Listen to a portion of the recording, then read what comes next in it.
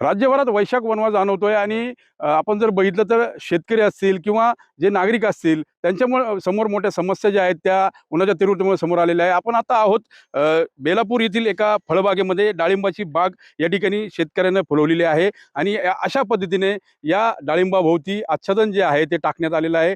खरं बघितलं तर उन्हाचा जो पारा आहे तो अहिल्यानगर जिल्ह्यामध्ये देखील 41 ते 42 अंश सेल्सिअसच्या वर जाऊन पोहोचलेला आहे आणि त्यामुळे उन्हाची तीव्रता बसत असल्यामुळे जे फळबागांचं नुकसान आहे, फळांचं जे नुकसान आहे ते होतं आणि त्यामुळे अशा पद्धतीच्या शेतकऱ्यांनी आच्छादन टाकल्याचं आपल्याला पाहायला मिळतंय. या ठिकाणी जे फळ आहेत त्यासोबत जे फुलं आहेत ते उन्हाच्या तीव्रतेमुळे गळून पडतात आणि उत्पादन क्षमता देखील घटते. त्यासोबत जी जमीन आहे ती कोरडी पडत असल्यानं वारंवार पाणी देण्याची समस्या देखील फळबागांना येते.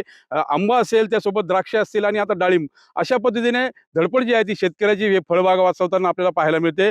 खरं बघितलं तर अनेक अडचणींवर मात करून हे शेतकरी जे आहेत ते विविध प्रकारची पिकं घेत असतात, फळबागा लावत असतात. मात्र अशा पद्धतीने एकीकडे आसमानी संकट त्याबरोबर उन्हाची तीव्रता वाढत असल्यानं त्यापासून बचाव व्हावा यासाठी शेतकरी जे आहेत ते विविध उपाययोजना ज्या आहेत त्या आपल्याला करताना चित्र जे आहे ते पाहायला मिळतंय आणि शेतकरी जे आहेत ते आता आपल्या पिकांना वाचवण्यासाठी उपाययोजना करताना द्राक्षांवरती देखील आच्छादन पाहायला मिळतंय. त्यासोबत आता डाळिंब पिकावर देखील म्हणजे जे डाळिंबाचे फूल असतील किंवा फळ असतील हे गळून पडू नये आणि त्यांच्यावर जी साल आहे ती तिच्यावर वेगळे वेगळे चट्टे जे आहेत ते पडू नये यासाठी अशा पद्धतीने काळजी घेतानाचं चित्र जे आहे ते आपल्याला पाहायला मिळतंय.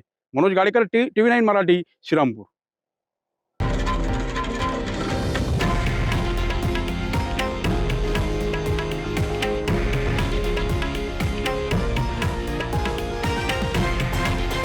हे आहे देशातील नंबर 1 न्यूज नेटवर्क आणि आपण पाहत आहात TV9 मराठी, एकमेव.